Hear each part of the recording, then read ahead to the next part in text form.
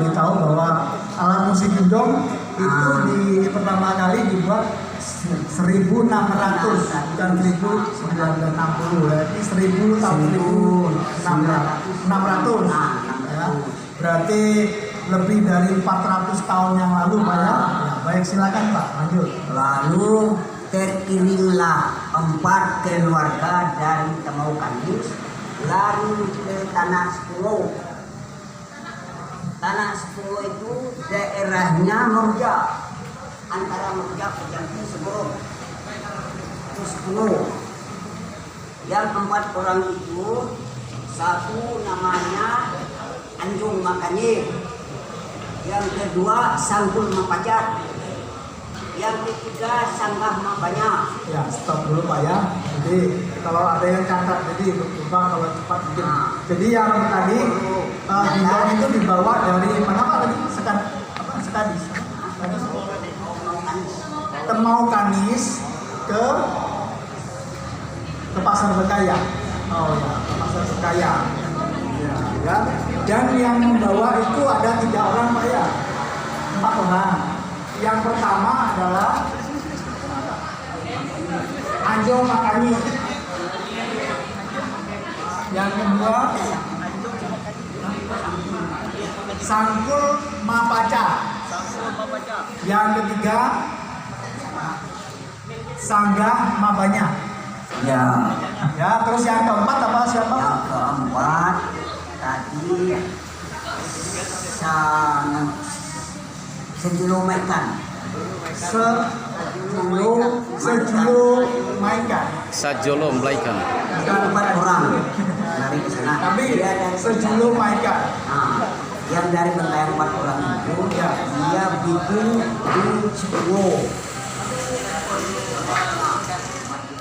Jadi yang 4 orang itu membuat di Sebungo.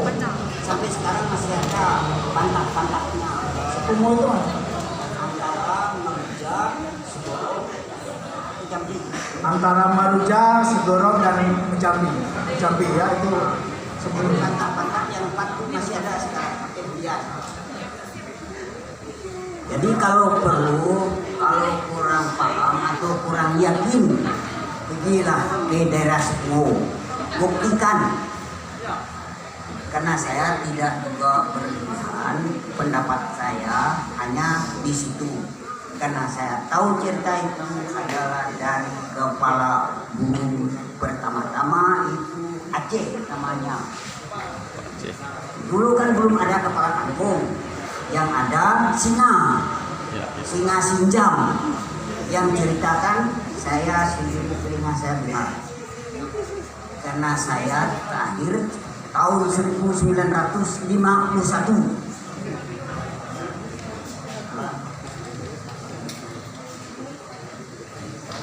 ya. Maka saya sedikit pun paham masalah tradisional adat budaya. Jadi seni budaya dengan ritual budaya itu banyak sekali. Olahraganya juga banyak. Kalau ada pertama gua anunya itu olahraganya itu main kasih. Ketiga suka Pangka. keempat main tabung. Tabung ya. Lima dia main yang paling. Oh ya Pak, kalau boleh tanya, mungkin kawan-kawan atau adik-adik ini yang mungkin bertanya. Gendong pertama kali diketemukan kan tahun 1600 Pak ya. Nah, terus kira-kira pada saat itu bagaimana gendong itu bisa berkembang itu lewat apa dan gunanya apa pertama kali? Gunanya karena itu kan ada setelah Dekat. Mic-nya mic. Dulu belum ada radio, belum ada TV, jadi masih zaman dulu ya. Mic. yang laki-laki menggunakan sulit, yang perempuan menggunakan jumbo. Iya, jadi pada saat itu biasanya ada dialog antara yang laki dan perempuan. Yang laki menggunakan seruling Pak ya, dan yang perempuan menggunakan gendong. Jadi ternyata gigong itu sebetulnya memang dimainkan oleh kaum perempuan, bukan laki. Laki itu. Jadi karena mereka sering mencintai laki dengan perempuan, maka dengan ginggong itu laki pun ini seruling. Sudah mulai. Seruling itu bukan seruling macam itu. Seruling lain. Ya, Lubangnya kalau seruling itu 5 atau 6. oh gitu. Seruling zaman dulu Pak ya. Serulingnya lubangnya ada 5. 5 Do re mi sol. dan tutupnya pendek. Ada tutup di atas. Jadi itu dengan yang laki istilahnya memainkan seruling dan yang perempuan memainkan gigong. Terus gimana Pak mereka? Katanya dia kan panggil. Tadi ada, saya dengar ada saling mencinta itu ya. Oh ya, Dia terus? pakai ginggong Ya, kita paham. ya,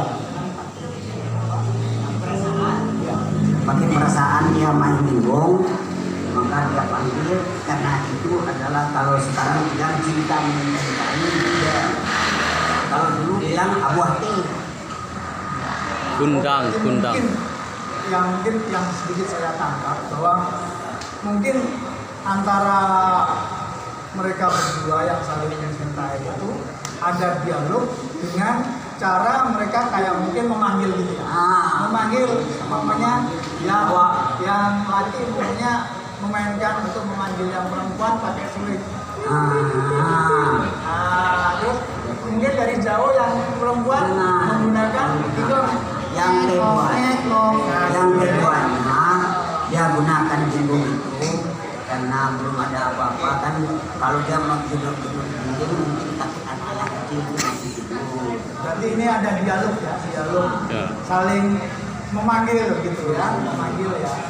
Jadi supaya mereka semua itu tahu hari sudah mau siang ayam pokok masak, karena dulu kan masih rumah pandang jadi kalau satu yang bangun itu rata-rata semua bangun masak. Kalau terlambat masak akhirnya dia tidak pergi ikut arisan. Jadi itu salah satu fungsinya untuk membangunkan. Jadi salah satu musik gigong itu juga dipakai untuk membangunkan. Jadi umumnya supaya mereka itu maksudnya bangun. Ya salah satu ada yang tiba-tiba membunyikan gigong, ngeng. Nah, nanti yang lain-lainnya pun juga ikut. Akhirnya tanpa sadar pada saat nanti tetangganya yang tidur terbangun karena bunyi gigong itu, betul Pak ya? Oke, paham ya. Jadi gitu ya. Ya. Terus Dia yang ketiganya mungkin juga dia tuh bersedih sedih ya. sama dengan Anis. Ya. Jadi pada saat bersedih bisa juga dia membunyikan gigong. Jadi apa yang dia bunyikan itu adalah salah satu ungkapan rasa bahwa dia sedang bersedih gitu ya. Terus Jadi tidak. ya. Terus tadi ada yang pada saat waktu pertama Pak ya. Tadi kan ada yang bermain gigong, terus bersenandung lewat pantun. Nah itu gimana Pak? Itulah lewat pantun lah, karena dalam perasaan yang itu kan Ya. kalau kita paham, tapi kita kan tidak paham. Jadi dia bilang pantun namanya pantun katanya. Ya, terus silakan Pak. Gimana cara manggilnya itu? Nyanyi ikuti lompat. Apa belum bangun? Ini udah siang karena kita masih arisan. Kalau lambat bangun besok ketinggalan. Nah itu tujuannya. Ungkapan itu tuh dinyanyikan dalam sebuah pantun. Oh gitu. Makanya Sambil gigongnya main, terus ada yang berpantun supaya istilahnya yang tidur ini bisa bangun. Jadi apalagi dengan ada yang tuh suling lagi. Oh ada serulingnya juga. Maka Ya, dari pasangan. dia panggil tuh kan jadi piu katanya bahwa sore bertepat. Dia coba tidur di luar dengan tidur di dalam. Maksudnya yang tidur di luar itu bagaimana? Laki-laki itu kan ada tempat tidurnya di luar. Nah, kalau perempuan itu di dalam. Nah, jadi namanya kalau orang tua itu bilang uham sami, luar dalam. Sami. Oke. Nah, Mungkin ini salah satu cerita itu ya, asal mulanya yang jadi ini memang dibuat salah satu dari alat ini yang tadi. Yang pertama adalah untuk memanggil pasangannya. Karena ini ada dialog satu dalam perasaan. terus terang satu percintaan antara satu pasangan. Terus yang kedua difungsikan untuk membangunkan tangga yang masih tidur ya. Pada saat yang pokok supaya tidak bangunnya kesiangan, nah itu dibunyikan gilong sambil berpantun, ada yang berpantun ya. Terus yang ketiga tadi apa Pak? Duka. Ya, oh ya berduka atau Bersedih. bersedih. Jadi ungkapan rasa yang saat itu sedang bersedih atau berduka itu sambil dimainkan lagu. Nah, jadi memang itu adalah salah satu tujuannya. Pasti kalau yang namanya dia memainkan lagu yang sedang bersedih itu mungkin ada unsur ingin menghibur diri daripada karena dia sedang bersedih ya Pak ya. Ya. Karena dia mau menghibur pakai segala macam sekarang itu kan Ya. TV kan nggak ada. Ya mungkin itu ada itu yang saja. ya itu ya. Nah baik, mungkin ada kawan-kawan ini udah ya. Jadi paling tidak kawan-kawan atau adik semua sedikit paham. Jadi asal mula dari alat musik dong, ya. Nah kalau ada adik-adik yang ingin bertanya silakan, ya. Yang masih Mungkin ada 3 pertanyaan yang mungkin bisa nanti Jawab, bisa jawab. ya. Nah, mungkin saya akan perkenalkan dulu. Kebetulan tadi Pak Awak duluan ya.